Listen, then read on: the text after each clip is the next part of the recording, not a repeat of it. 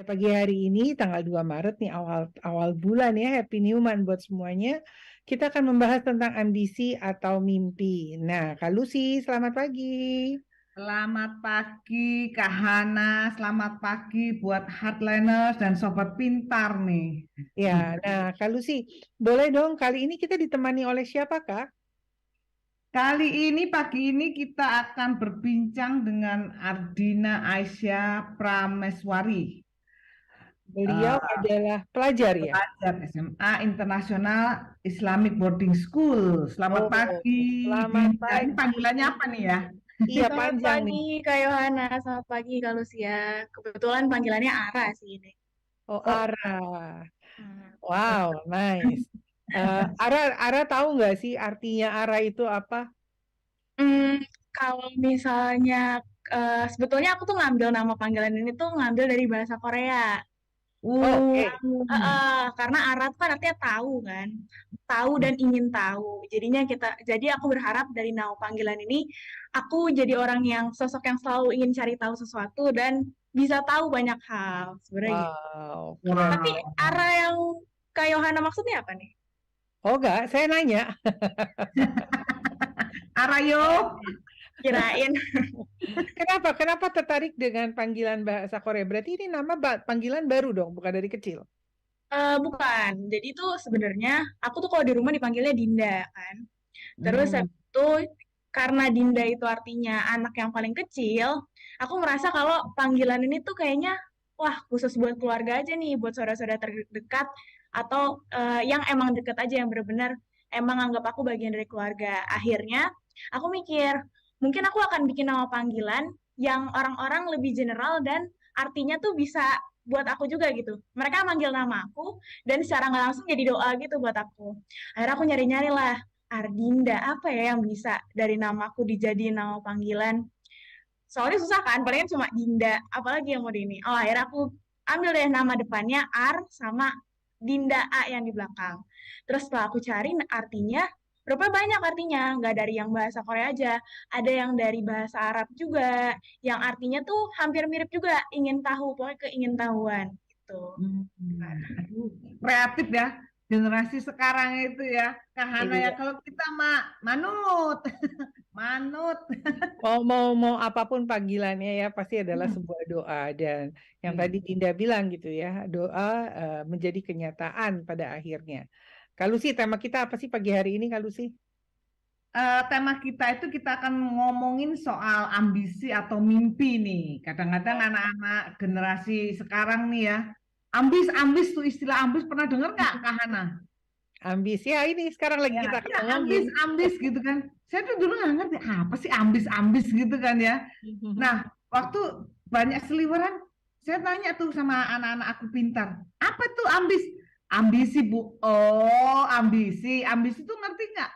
Iya Bu, kadang-kadang itu kita itu cuman ambis tapi modalnya cuman tidur-tiduran gitu. Kebanyakan teman-teman tuh ambis doang terus habis gitu tidur gitu kan. Pingin ini, pingin itu, tapi modalnya cuman mager gitu kan. Wah, nggak bisa nih. Kita harus bahas nih sama anak-anak seperti di arah ini ya. Gimana nih ambisi sama mimpi nih, Oh, arah mendefinisikan gitu ya. kalau misalnya menurut aku ya nih Kak, kebetulan kan aku sekarang lagi kelas 12 nih. Lagi Hmm. masa-masanya dibilang, waduh, mimpi nggak ya masuk universitas yang ini? Atau ambis banget nggak ya kalau aku ngambil universitas yang top 3 gitu misalnya. Hmm. Nah, setelah aku baca-baca nih tentang ambisi dan mimpi, sebenarnya bedanya tuh tipis banget Kak. Kalau Hmm. ambisi mungkin kita tuh bener-bener pengen dan kita tuh punya effort, kita punya apa ya, punya Usaha. sesuatu yang kita ya usaha buat ngelakuin itu.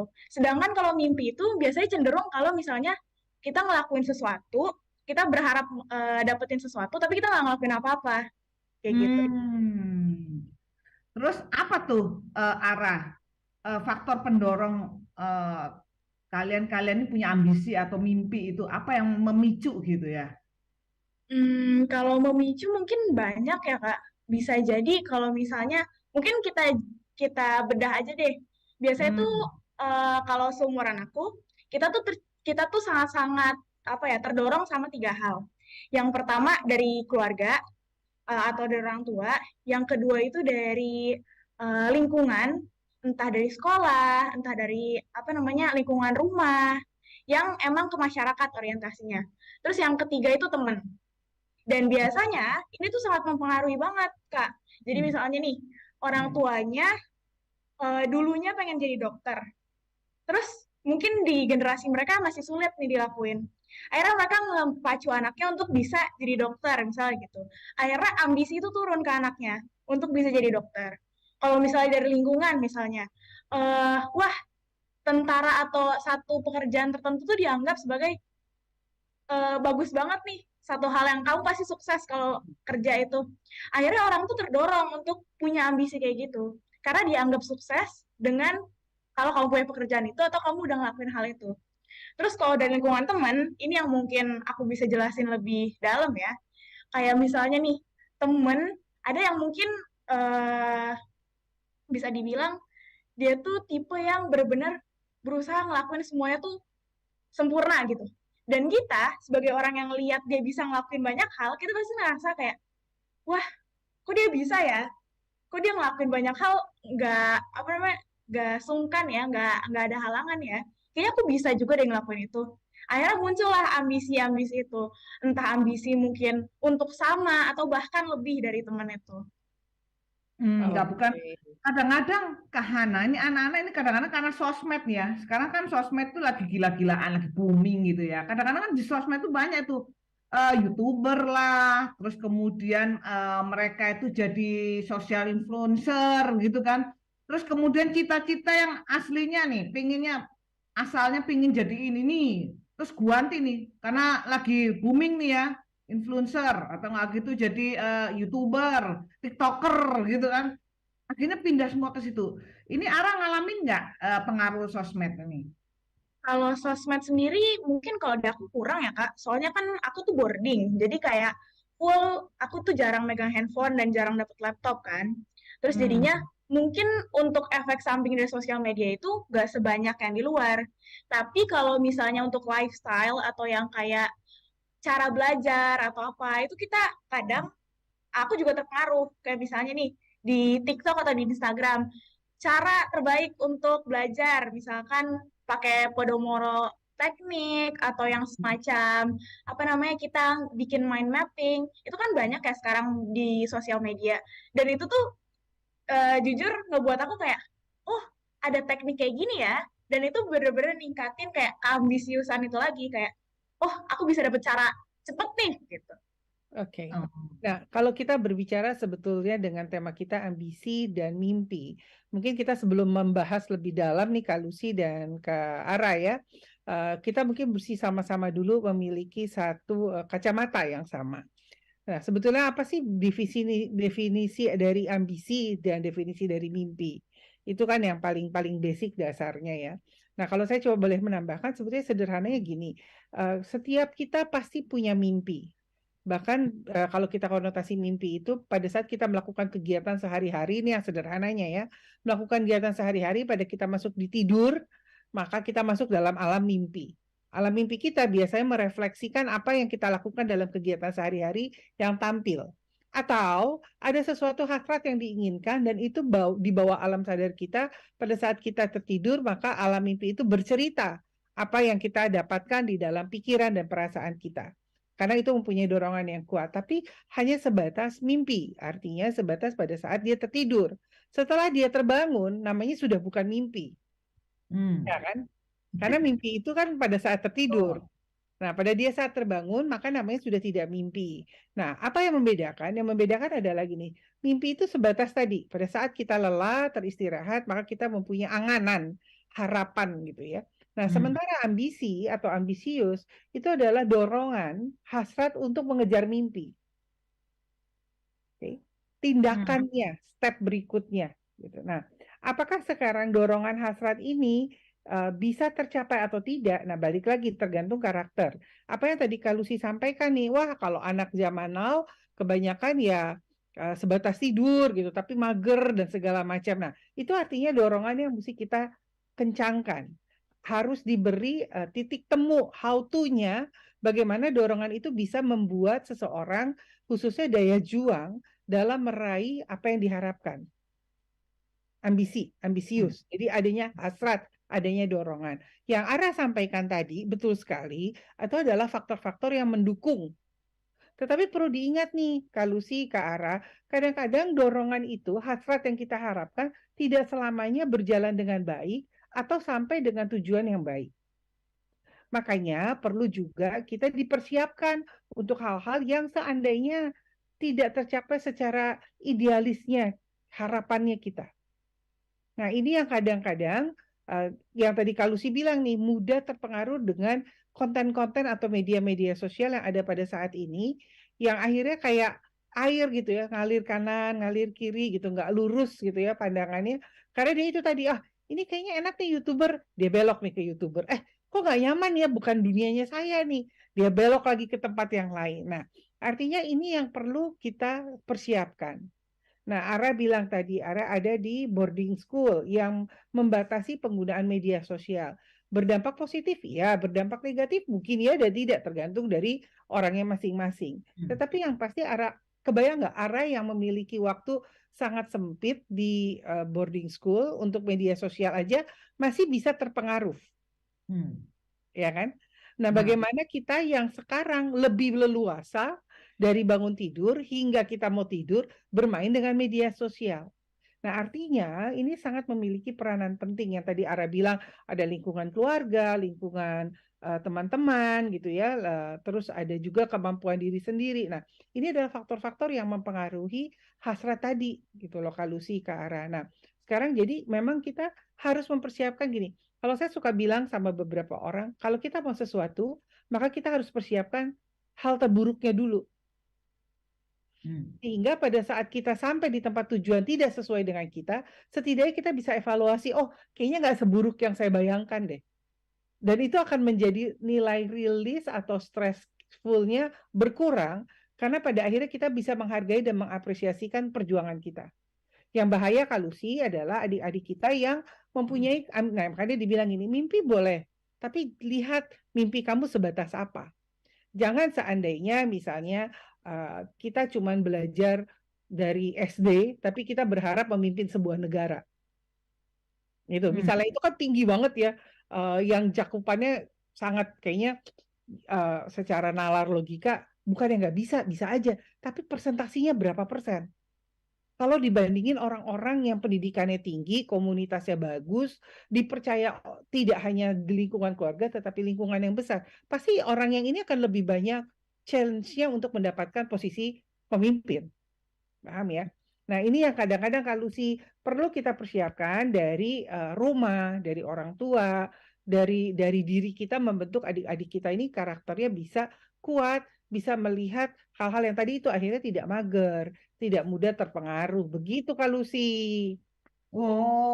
Sekarang kita mau nanya nih sama si Ara. Nih Ara mimpinya sama nggak dulu sama sekarang nih? Kan udah kelas 12 kan, minimal kan si Ara udah ngerti ya sebenarnya maunya kemana nih habis gini kuliah mau jurusan apa kan, sama nggak mimpi sama jurusan yang mau dikejar nih?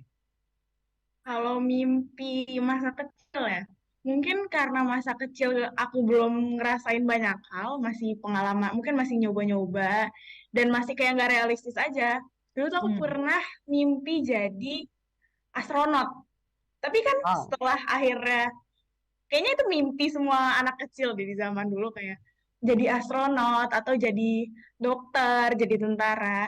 Tapi setelah akhirnya jalan beberapa tahun, akhirnya kebuka tuh, wah rupanya masih banyak ya jenis pekerjaan yang penting juga, seru juga, menyenangkan juga.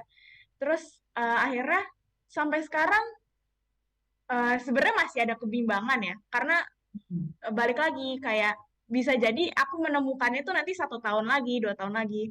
Jadi aku sekarang ambil pilihan atau mimpi itu yang paling general dulu, Kak. Jadi yang kayak, aku ambil jurusan yang general, nanti baru aku akan bermimpi lagi gimana cara biar pas nih, biar kayak menjurus nih apa yang mau aku lakuin gitu. Nah, kalau di kelas 12 ini mimpinya apa nih Ara? Kalau sekarang aku mau ambil yang berhubungan sama ekonomi kan, Kak. Dan kebetulan ada tertarik untuk jadi konsultan gitu. Ya. Nah, Terus apa yang dilakuin? Yang mau dilakuin?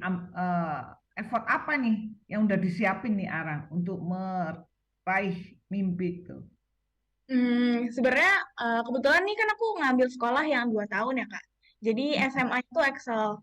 Jadi 2 tahun dan aku tuh kebetulan selama 2 tahun ini nyiapin dengan cara lebih banyak baca karena ini sangat-sangat ini banget nih Kak, sangat-sangat berpengaruh ya buat aku menurutku.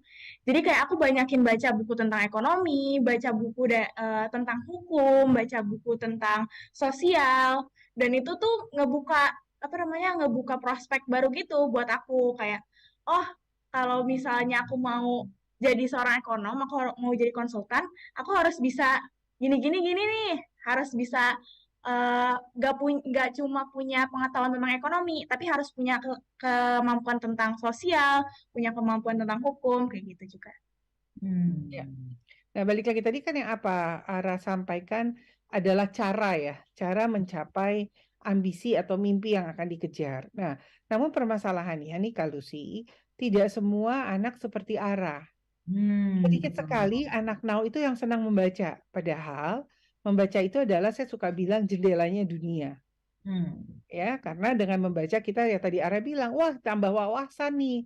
Nah, pertanyaannya adalah bagaimana sih kita sekarang mengetahui kapasitas kita untuk mengejar mimpi, mengejar ambisi kita menjadi suatu hasrat tindakan dalam meraih mimpi, gitu ya. Nah, tidak semua anak yang bisa membaca. Nah, ini yang perlu digali Kak Lucy, bagaimana setiap individu ini bisa memahami kapasitasnya dia, talentanya dia. Ada yang senang membaca, tapi mungkin ada yang tidak senang membaca, lebih senang misalnya berlokakarya ya, melakukan suatu kegiatan-kegiatan terlihat di komunitas, aktif di dalam kegiatan-kegiatan ekstrakurikuler di sekolah. Nah, ini juga akan menambah ilmu sebetulnya. Jadi pembelajaran itu benar, baca sangat perlu, saya setuju banget. Tetapi memang ada orang-orang yang terbatas dengan kekuatan membaca. Contoh saya lah pribadi gitu ya. Saya ini susah baca tuh. Saya baca itu judulnya, tapi buku saya banyak gitu ya. Saya senang banget banyak belanja buku-buku yang saya sukai. Tetapi pertanyaannya apakah saya baca apa tidak? Nggak selamanya saya baca. Yang penting saya tahu judul ini ada gitu kan ya. Nah pada Itu saat karena waktu atau apa itu, Kak Hana? enggak sih, Karena memang nggak suka terbatas baca. waktu atau Emang nggak suka baca. Kalau kita bilang batas waktu, sebetulnya pada saat kita duduk menunggu sesuatu, kita bisa nyicil baca kan? Iya kan? Ya, Nah, benar, tapi kan benar, tidak benar. semua anak yang memiliki kekuatan seperti Ara membaca. Dan tidak disalahkan gitu loh. Memang membaca adalah jendela dunia. Nah, permasalahannya sekarang kan membaca itu tidak selalu dari buku kalau dulu ya. Tetapi juga Betul. ya kita misalnya contoh media sosial. Itu adalah salah satu juga pembelajaran. Selama kita bisa memilah dengan bijak apa yang kita mau lihat, apa yang kita mau dengar. Betul, Jadi betul. tidak bisa tuh misalnya ya kita membatasi atau memblok akun-akun tertentu. Itu buat kita nantinya membuka celah untuk siapapun itu yang diblok mencari akal. Ya, kalau anak kecil tuh 1001 cara gitu kalau saya bilang. Kita belum Palingnya lebih kepikiran, pinter ya. ya kita belum kepikiran mereka udah lebih dulu. Nah, Iya. apa yang kita perlu berikan adalah memberikan pemahaman. Yang tadi Kak Lucy bilang ada media sosial, ada yang non media sosial, buku misalnya dengan Ara gitu ya. Itu pemahaman bagaimana kaidah-kaidah positif yang sebaiknya mengisi kehidupan kita as a karakter nanti individu yang siap pada saat di lapangan. Gitu loh. Nah, sehingga tadi kalau kita berbilang ambisi, hasrat, ini kita bisa drag itu ke hal-hal yang positif. Kalau kita membiasakan diri dengan hal-hal yang positif, maka tanpa kita sadari senang atau tidak suka, itu akan terlihat kok dari kita, yang itu yang dibilang inner beauty ya. Terlihat dari perkataannya, dari caranya bertemu dengan orang, dari caranya dia tutur kata dengan sesamanya gitu ya. Nah, ini yang perlu sekali. Jadi apa yang Ara lakukan dengan membaca buku, membuka dunia itu benar, itu jendela dunia. Sangat amat baik gitu ya. Dan saya harap pada hari ini headline sekalian yang ada di manapun pada pagi hari ini bisa memahami ini karena tidak semua anak bisa anteng gitu ya, tenang membaca buku misalnya 10 menit, 15 menit gitu ya. Kayak saya mungkin cuma 3 menit, 3-5 menit aja tuh udah untung gitu loh Wah, baca. TikToker dong. Saya itu jadi memang balik lagi kan tergantung asupan ya. Kayak tanaman nih, kita mau kasih pupuk yang kayak apa? Kalau kita mau kasih pupuk yang berdaun lebat, maka lebat daunnya. Kalau kita kasih pupuk untuk berbuah, maka dia akan cepat menjadi sari-sari bunga yang menjadi buah gitu. Tetapi kalau kita tidak kasih pupuk atau kita tidak berikan pupuk yang tepat, maka akan rusak dan mati.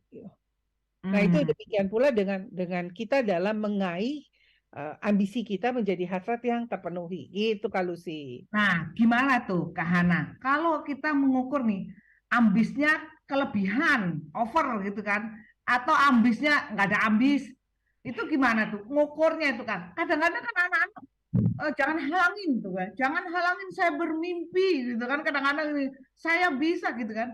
Tapi kenyataannya antara ambisinya gitu kan, sama sama mimpinya itu kadang-kadang kan kita nih jauh banget. Contoh nih misalnya ya Kak Hana, saya pengen jadi dokter gitu ya, tapi nilai-nilai esaknya itu 6 lah, 6,5 lah, nggak jauh-jauh dari situ tuh. Karena saya pusing, saya pernah nemuin tuh aku pintar itu roadshow di sekolah ya.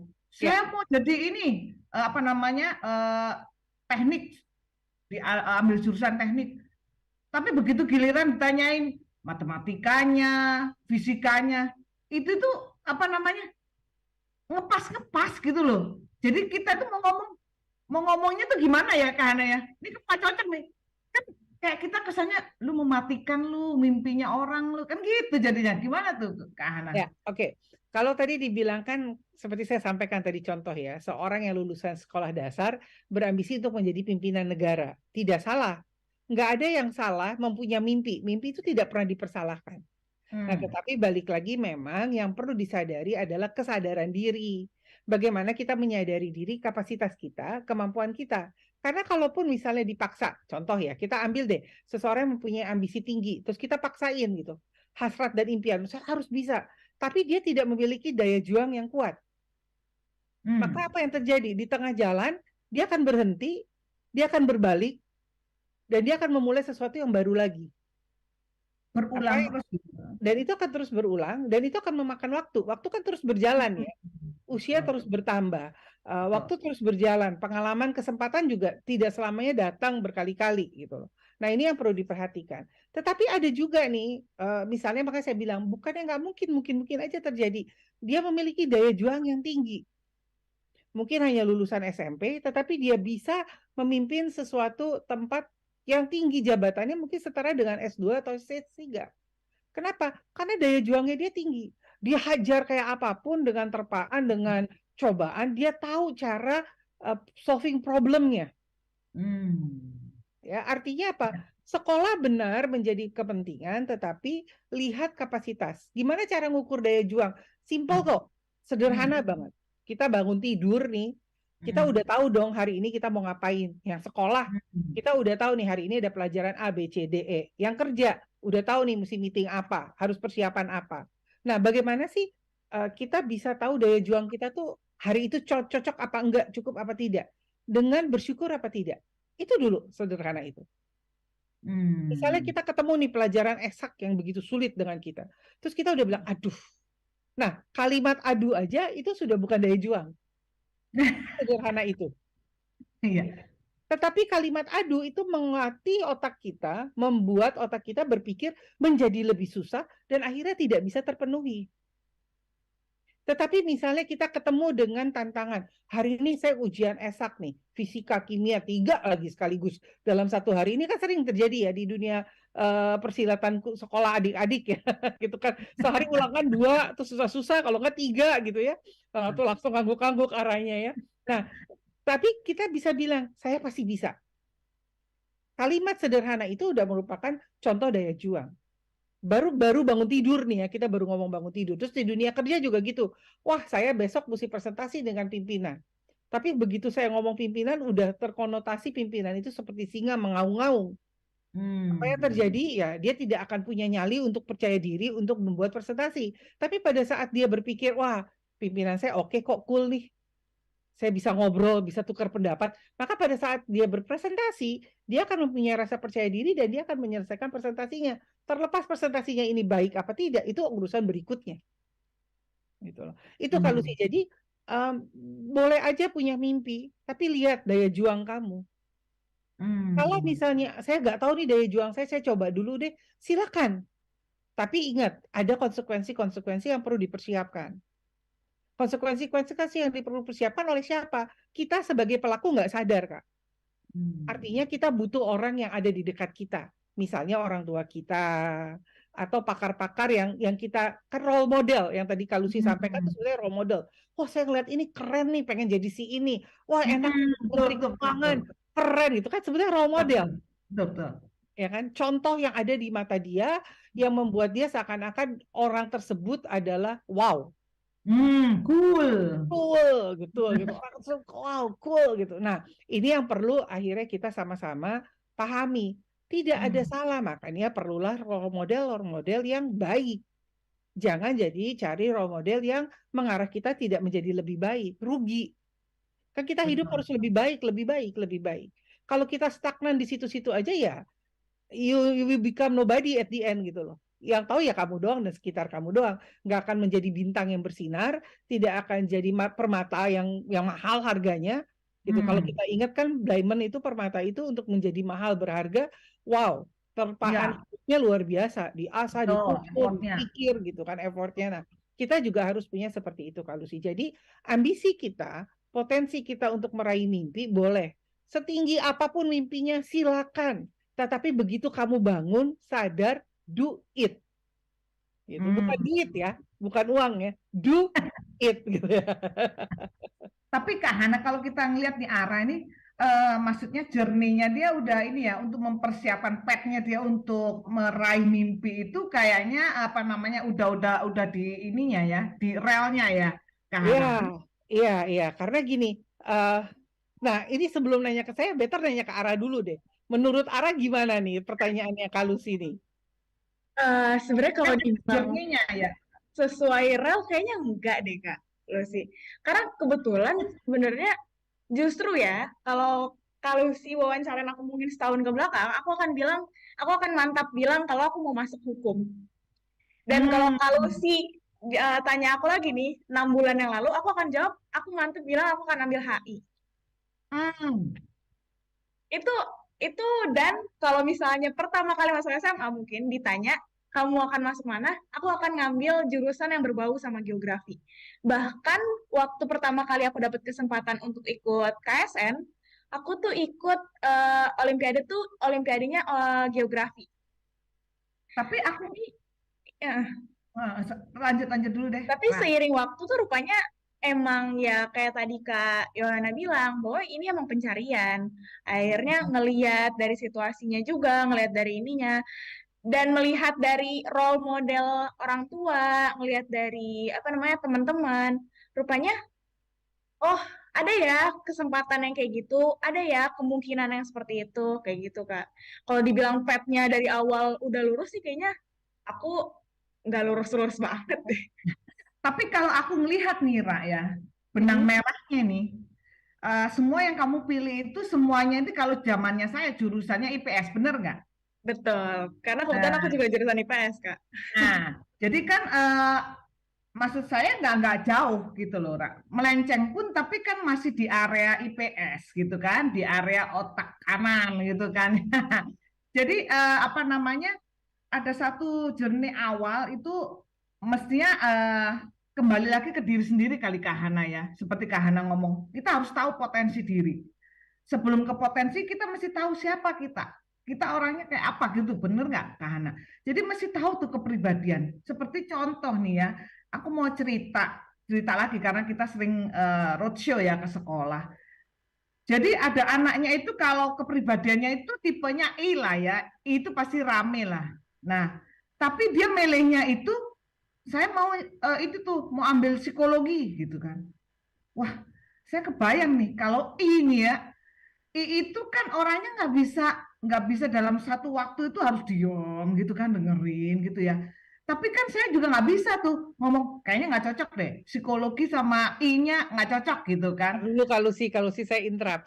Heartline tidak semua tahu I itu apa loh. Boleh nggak diterangin? I Oh itu apa ya, sih gitu loh. kepribadian kita itu tipe kepribadian nih. Mestinya Kak Yohana nih yang jelasin nih, yang background Kalau sih psikologi boleh nih. dong. Kan kalau sih yang Aduh, melakukannya. aku ini kan cuman menceritakan fitur dari Aku Pintar ya, kan ada Oke, minatnya gitu, mengenai oke. kepribadian. Jadi ada apa namanya? Sorry kalau ada yang salah dibetulin dong. Nah, Siap. jadi Aku siap tipe membantu. kepribadian kan ada yang D dominan kan ya, ada yang Hmm. I tim, ada yang C cermat, ada yang S stabil gitu kan. Kalau di warna itu kan yang dominan tuh merah, bener nggak sih? Oke. Kalau itu kuning, kalau C itu ungu. Ini saya kayak ujian ya. Stabil itu hijau. 100 nggak? Betul. Nah, jadi saya pikir oke, kalau kamu memang mau psikologi, tapi minimal kamu nggak bisa tuh psikologi yang dengerin orang curhat, bener nggak sih? Kak Ya. Yohana, bener nggak ya? Dari bidang psikologi itu misalnya seperti HRD, kayak terus kayak bimbingan-bimbingan itu apa namanya itu penyuluhan itu masuk dalam dalam dalam apa namanya misalnya mengajarin gitu kan mengenai humas gitu apa mengenai HR ya mengenai HR ya Ya. curhat-curhat curcol-curcol Ya. aja boleh lah kalau lah ya tapi kalau masuk yang sesi-sesi yang berat itu bener nggak sih Kak Yohana itu Oke. yang tipe itu nggak bisa tuh kalau 1 jam itu habis gitu dengerin gitu bener nggak sih Nah, oke, Kak Yohana? kita membahas dulu sebelum apa yang Kak Lucy sampaikan ya, heartline sekalian. Sebetulnya gini, apa yang dibilang tipe kepribadian itu yang Kak Lucy bilang dari SCE itu benar. Dulu ada 4, tapi sekarang sudah berkembang menjadi lebih luas. Nah, salah Hmm. satunya itu ada introvert, extrovert, sensing, intuition, thinking, feeling, judging gitu ya, dan perceiving. Nah, ini adalah karakter-karakter yang bisa dikatakan uh, membuat dominan lebih kuat di lebar daripada 4 yang pertama. Jadi I itu sebetulnya lebih kepada introvert. Orang-orang yang bergelut di dalam kepribadian yang cenderung aktif dengan pemikiran, merasa lebih berenergi dan juga memiliki personal serta menghargai interaksi yang intim dengan sedikit orang. Jadi dia tidak bisa dengan banyak orang tetapi dia aktif. Nah, ini yang Kak Lucy sampaikan. Nah, memang kalau kita berbicara ambisi, kita berbicara tentang mimpi, kita bisa kembali kepada karakter kita. Nah, bagaimana sih kita tahu karakter kita? Sebetulnya sederhana. Karakter itu adalah kombinasi dari kedua orang tua kita turun kepada kita dan juga akhirnya berkembang dengan pola didik, pola asuh. Main dasarnya kedua orang tua. Kalau kita belajar biologi itu kan ada gen A, gen B misalnya dijadiin satu gitu kan, gitu ya. XY gitu ya dijadiin satu. Nah, itu seperti itu. Nah, tapi pola asuh didikan makanya dibilang usia dini yang paling krusial adalah mereka-mereka yang memang memiliki perkembangan di mana dia berada. Nah, untuk itu kembali kepada ambisi. Bagaimana seseorang itu punya nilai daya juang, itu bisa dilatih dari kecil sedini mungkin Kak Lucy.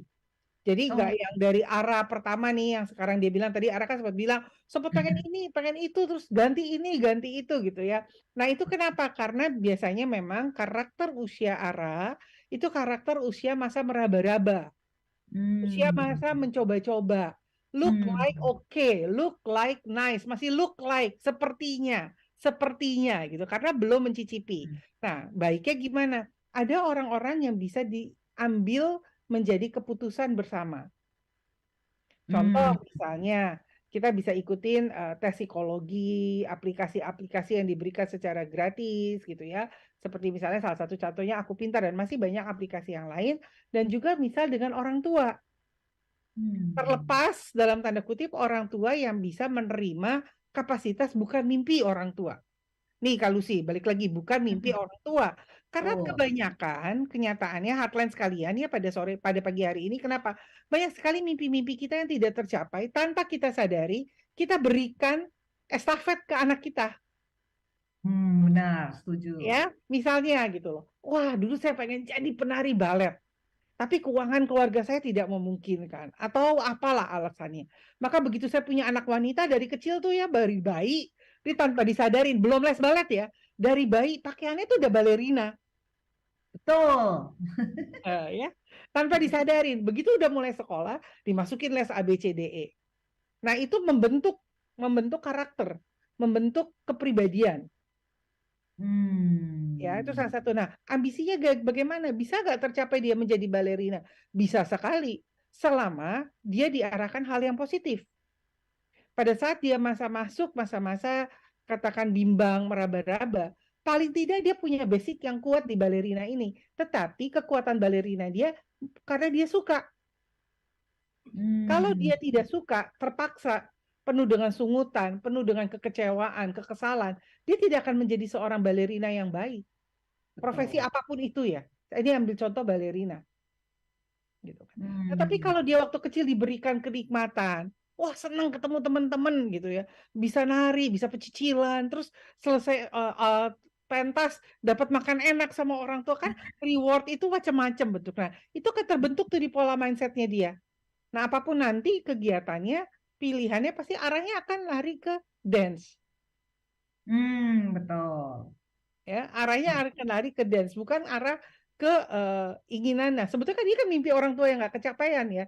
Tapi orang tua dia tahu how to drag-nya, bagaimana cara menarik dengan positif dan baik. Sehingga pada saat dia remaja, dewasa, dia bisa tahu. Banyak sekali contoh. Saya pernah, ini kejadian benar. Ada seorang ayah, anaknya usia 5 tahun, udah dididik tenis. Tapi dididik tenisnya udah secara militer.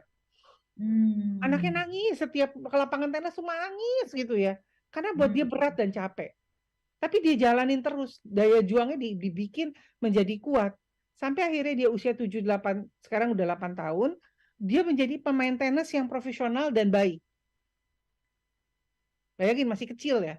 Wah, saya ngelihat sendiri dengan mata kepala bagaimana dia dihajar dengan terpaan pelatihan yang saya aja nggak mampu gitu orang dewasa. Gitu ya. Tapi karena dia masih anak kecil, dia masih bisa berlari kanan kiri dengan lincah.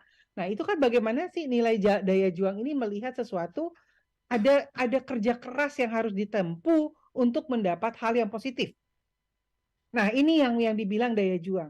Bagaimana arah bekerja dengan keras, berpikirkan dengan baik dan tepat untuk mendapat mimpinya tadi. Mimpinya ini menjadi kenyataan, gitu. Jadi bahkan banyak faktor-faktor yang mempengaruhi dan pada akhirnya sebetulnya kembali kepada diri kita. Gitu Kak Lucy. Nah, si Ara kan masih bimbang nih, Kak Yohana. Gimana nih supaya nggak jadi abu-abu lagi? Ini udah Ara sebentar lagi loh Ara ya. Harus pernah konsultasi nggak sih? Pernah ngetes konsultasi nggak? Sebenarnya tuh biasa aku konsultasi sama orang tua atau kakak sih, Kak. Terus habis itu emang karena aku tuh tipe yang mungkin lebih ke arah aku harus ngerasain dulu gitu loh, Kak. Apa kebaikannya, apa yang menurutku kurangnya. Aku harus aku tuh nggak percaya kalau diinin sama orang. Kayak enggak, itu tuh nggak bagus atau apa, itu aku nggak percaya. Biasanya aku harus ngelakuin dulu. Tes, psikotes atau apapun? Bakat minat? Pernah ambil yang kayak minat jurusan. Yang sebelumnya kan aku masuk SMA, ini juga ada tes minat jurusan.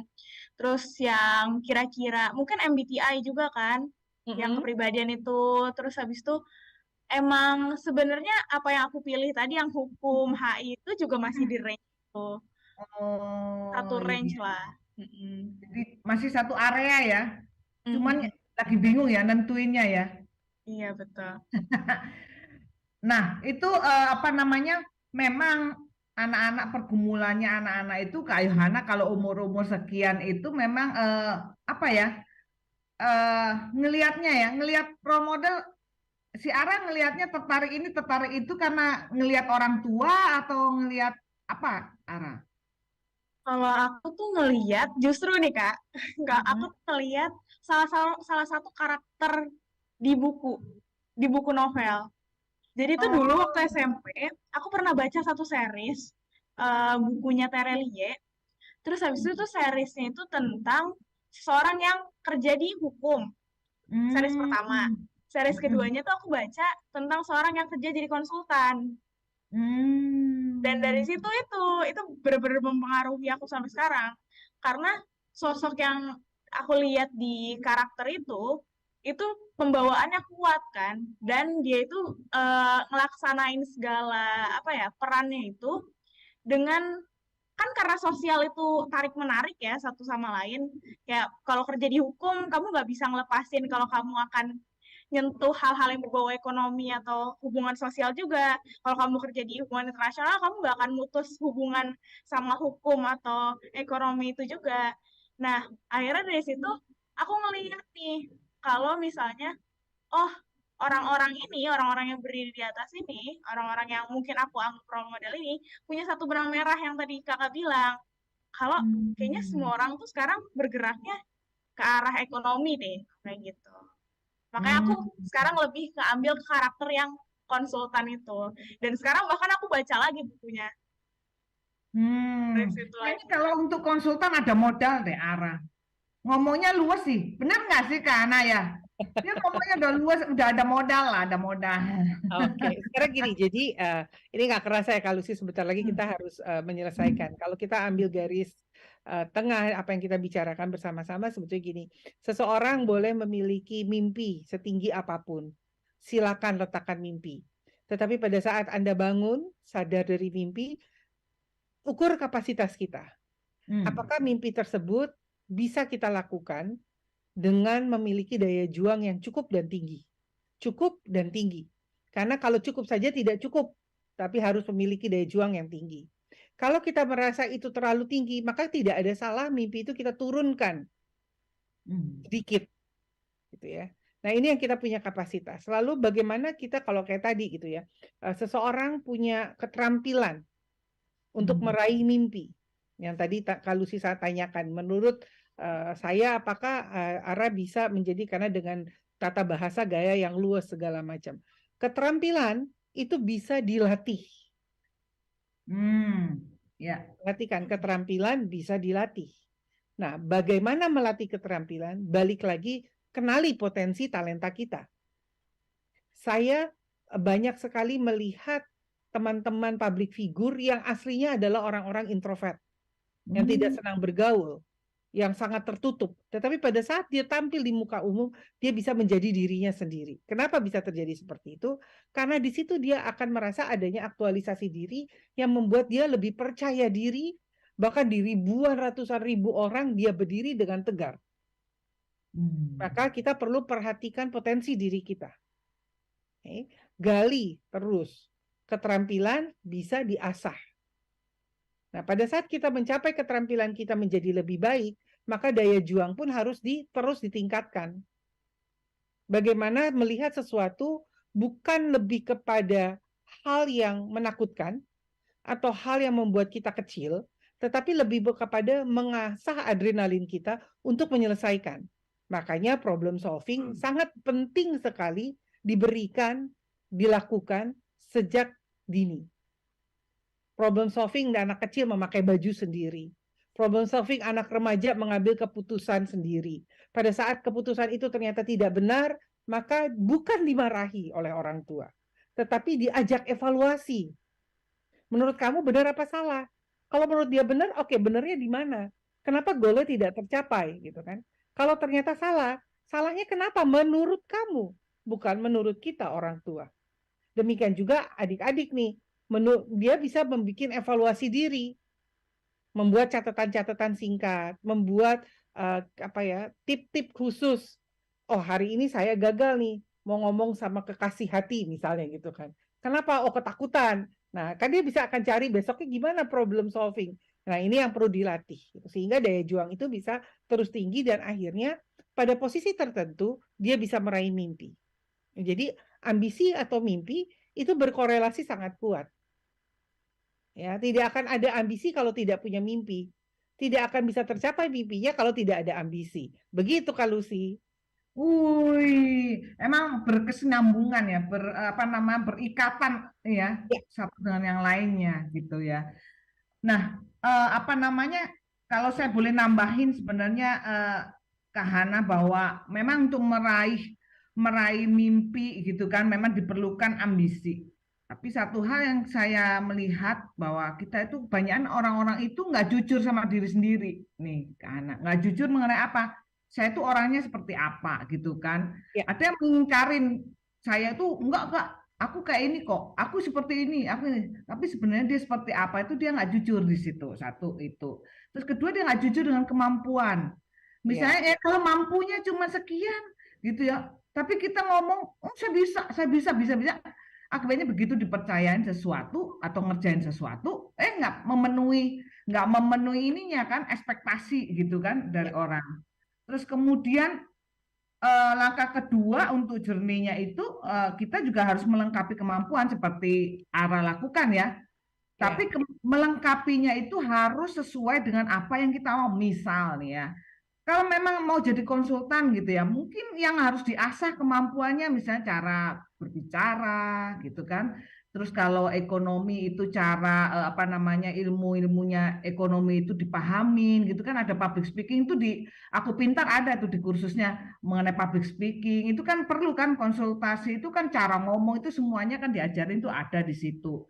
Terus kemudian sering-seringlah berdiskusi lah ya dengan orang-orang yang mungkin punya profesi yang sama. Dari situ kita bisa mengenali, oh profesi yang sebenarnya itu kayak gini nih, nyatanya itu kayak gini. Kalau kita baca-baca doang itu kan itu teorinya. Tapi di kehidupan nyatanya benar nggak Kak Hana? Beda banget kan ya. betul. Kita kayaknya gemerlap gitu ya, tapi yang ngejalanin ternyata di belakang layarnya itu, waduh, penuh penuh dengan ini ya, aral duri itu kan. Nah, itu kita siap nggak dengan resiko-resiko? Nah, itu perlu kita konsultasi terus.